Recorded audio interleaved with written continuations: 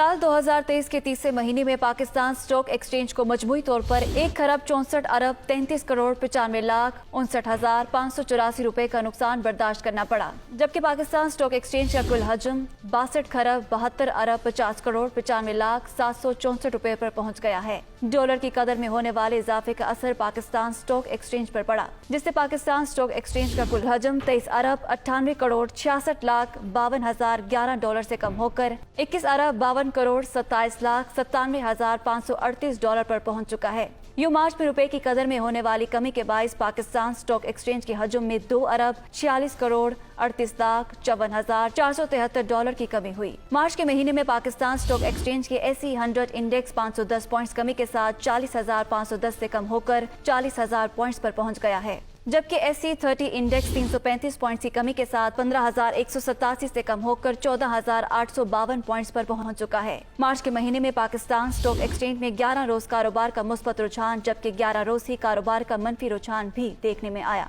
कारोबार में शदीद मंदी की वजह से 20 मार्च को KSE 100 इंडेक्स में 501 पॉइंट्स की कमी वाक़ हुई, जिससे सरमायाकारी को 63,16,62,66,136 रुपए का नुकसान बर्दाश्त करना पड़ा। इसी तरह 3 मार्च 2023 का दिन पाकिस्तान स्टॉक एक्सचेंज के लिए मुस्बत रहा और KSE 100 इंडेक्स में 667 पॉइंट्स का इजाफा रिकॉर्ड हुआ, जिससे सरमायाकारों को 79,20,64,61,326 रुपए का फायदा हुआ। याद रहे कि मार्च 2023 के आखिरी दिन के अख्ताम पर KSE 100 इंडेक्स में 152 पॉइंट्स का इजाफा रिकॉर्ड हुआ, जिससे मार्केट में सरमायाकारों को मार्च के आखिरी दिन 14,51,73,62,689 रुपए का फायदा रिकॉर्ड हुआ।